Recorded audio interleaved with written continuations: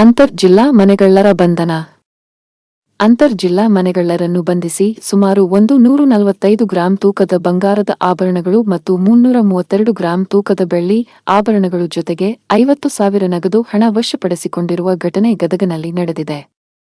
ಒಂದೇ ತಿಂಗಳಿನಲ್ಲಿ ಗದಗ ಜಿಲ್ಲೆಯ ಮುಂಡರಗಿ ಪೊಲೀಸ್ ಠಾಣೆ ವ್ಯಾಪ್ತಿಯಲ್ಲಿ 4, ನರೇಗಲ್ ಠಾಣಾ ವ್ಯಾಪ್ತಿಯಲ್ಲಿ 2, ರೋಣ ಠಾಣಾ ವ್ಯಾಪ್ತಿಯಲ್ಲಿ 1 ಹಾಗೂ ಶಿರಹಟ್ಟಿ ಠಾಣಾ ವ್ಯಾಪ್ತಿಯಲ್ಲಿ 1 ಪ್ರಕರಣ ಹೀಗೆ ಒಟ್ಟು 8 ರಾತ್ರಿ ಮನೆಕಳ್ಳತನ ಪ್ರಕರಣಗಳು 20 ದಿನಗಳ ಅಂತರದಲ್ಲಿ ವರದಿಯಾಗಿದ್ದರಿಂದ ಗದಗ ಜಿಲ್ಲೆಯ ಗ್ರಾಮಗಳ ಸಾರ್ವಜನಿಕರಲ್ಲಿ ಭಯದ ವಾತಾವರಣ ಉಂಟಾಗಿತ್ತು.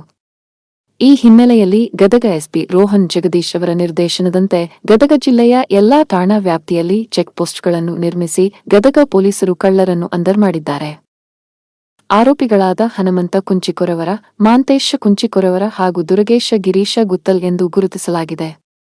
ಆರೋಪಿತರಿಂದ ಗದಗ ಜಿಲ್ಲೆ ಮಾತ್ರವಲ್ಲದೆ ದಾವಣಗೆರೆ, ಕೊಪ್ಪಳ ಹಾಗೂ ಧಾರವಾಡ ಜಿಲ್ಲೆಯಲ್ಲಿ ಒಟ್ಟು 12 ಕಳ್ಳತನ ಪ್ರಕರಣಗಳಲ್ಲಿ ಸುಮಾರು 145 ಗ್ರಾಂ ಬಂಗಾರದ ಆಭರಣಗಳು ಮತ್ತು 332 ಗ್ರಾಂ ತೂಕದ ಬೆಳ್ಳಿಯ ಆಭರಣಗಳು 50,000 ನಗದು ಹಣ ವಶಪಡಿಸಿಕೊಳ್ಳಲಾಗಿದೆ. ಇನ್ನು ಈ ಕಾರ್ಯಾಚರಣೆಯಲ್ಲಿ ಭಾಗವಹಿಸಿದ ಎಲ್ಲ ಅಧಿಕಾರಿಗಳು ಹಾಗೂ ಸಿಬ್ಬಂದಿಗಳಿಗೆ ಎಸ್ಪಿ ರೋಹನ್ ಜಗದೀಶ್ ಶ್ಲಾಘಿಸಿ ಸೂಕ್ತ ಬಹುಮಾನ ಘೋಷಿಸಿದ್ದಾರೆ.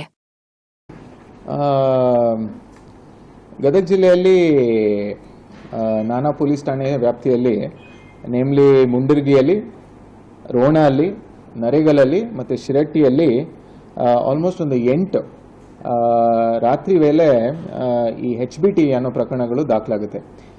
ಅಂದರೆ ರಾತ್ರಿ ಕನ್ನ ಕಳವು ಅಂತ ಹೇಳಿ. ಇದರಲ್ಲಿ ಏನಾಗುತ್ತೆ ಅಂತ ಹೇಳಿದರೆ ಒಂದು 3 ಜನ ಆರೋಪಿತರು ಬಂದು ಈ ಮನೆಗಳನ್ನ ಕತ್ಲೆಯಲ್ಲಿ ಹೊಡೆದು, ಯಾವ ಮನೆಯಲ್ಲಿ ಯಾರು ಇರಲ್ಲ ಆ ಸಂದರ್ಭದಲ್ಲಿ ಮನೆ ಹೊಡೆದು ಬೆಲೆ ಬಾಳುವ ವಸ್ತುಗಳನ್ನು, ಬಂಗಾರ ಆಗಿರ್ಬೋದು, ಬೆಳ್ಳಿ ಆಗಿರ್ಬೋದು ಅಥವಾ ಹಣ ಆಗಿರ್ಬೋದು, ಈ ವ್ಯಾಲ್ಯೂಬಲ್ಸ್ನ ಕಳ್ತನ ಮಾಡ್ಕೊಂಡು ಹೋಗಿ ಡಿಸ್ಪೋಸ್ ಮಾಡುವಂಥ ಒಂದು ಪ್ರಕರಣ ನಮ್ಮಲ್ಲಿ ದಾಖಲಾಗಿತ್ತು.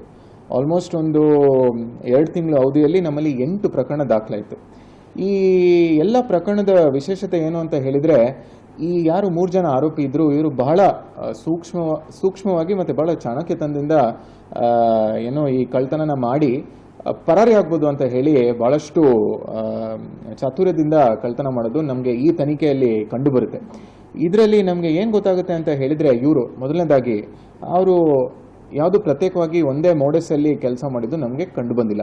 ಇವರು ಒಂದೊಂದ್ಸಲಿ ಲಾರಿಯಲ್ಲಿ ಬರ್ತಾಯಿದ್ರು, ಲಾರಿಯಲ್ಲಿ ಪರಾರಿ ಆಗ್ತಿದ್ರು, ಒಂದೊಂದ್ಸಲಿ ನಡ್ಕೊಂಡು ಬರ್ತಿದ್ರು, ಒಂದೊಂದ್ಸಲಿ ಬಂದಾಗ ಅವರು ಮುಸ್ಕ್ ಹಾಕ್ತಿದ್ರು, ಒಂದೊಂದ್ಸಲಿ ಹ್ಯಾಂಡ್ ಗ್ಲೌಸ್ ಹಾಕ್ತಿದ್ರು. ಸೊ ಅವರಿಗೆ ಪೊಲೀಸರು ಹೇಗೆ ಪತ್ತೆ ಹಚ್ತಾರೆ ಅಂತ ಹೇಳಿ ಭಾಳ ಅರ್ಥೈಸ್ಕೊಂಡು ಈ ಕಳ್ತನ ಮಾಡಬೇಕು ಅಂತ ಹೇಳಿ ಎಲ್ಲ ಎಫರ್ಟ್ಸ್ ಮಾಡಿದ್ದಾರೆ. ಇವ್ರನ್ನ ವಿಶೇಷವಾಗಿ ನಾವು ಪತ್ತೆ ಹಚ್ಚಬೇಕು ಅಂತ ಹೇಳಿದರೆ ಪೊಲೀಸ್ ಇಲಾಖೆ ಭಾಳಷ್ಟು ಶ್ರಮೆ ಪಟ್ಟಿದೆ.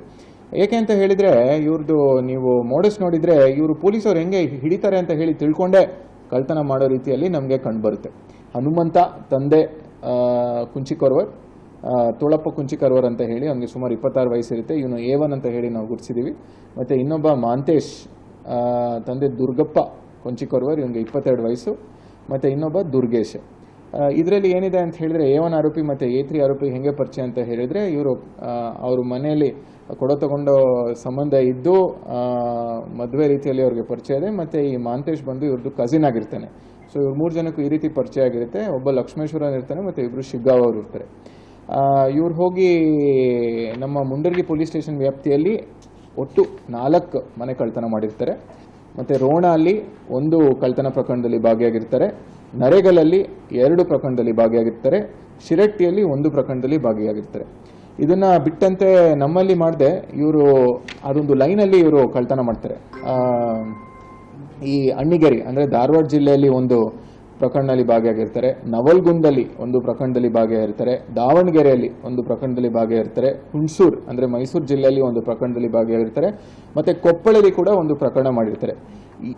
ನಾವು ಈ ಎಲ್ಲ ಪ್ರಕರಣದಲ್ಲಿ ನಮ್ಮ ಜಿಲ್ಲೆಗೆ ಸಂಬಂಧಪಟ್ಟಂತೆ ನಾವು 145 ಗ್ರಾಮ್ ಅಷ್ಟು ಬಂಗಾರ, ಇದರದ್ದು ಕಿಮ್ಮತ್ತು ಆಲ್ಮೋಸ್ಟ್ ಒಂದು 15 ಲಕ್ಷ ರೂಪಾಯಿ, ಮತ್ತು 332 ಗ್ರಾಮ್ ಅಷ್ಟು ಬೆಳ್ಳಿ, ಮತ್ತು 50,000 ರೂಪಾಯಿ ಅಷ್ಟು ಕ್ಯಾಶ್ನ ವಶಪಡಿಸ್ಕೊಂಡು ಮುಂದಿನ ದಿನಗಳಲ್ಲಿ ನಾವು ಕೋರ್ಟಿಗೆ ಅದನ್ನು ಹಾಜರುಪಡಿಸಿ ಅಲ್ಲಿಂದ ರಿಲೀಸ್ ಮಾಡಿಸಿ ಯಾರು ನೊಂದವರು ಇರ್ತಾರೆ ಅವರಿಗೆ ವಾಪಸ್ ಮರುಕಳಿಸೋದ್ರಲ್ಲಿ ನಮ್ಮ ಪೊಲೀಸ್ ಇಲಾಖೆ ಕೆಲಸ ಮಾಡುತ್ತೆ.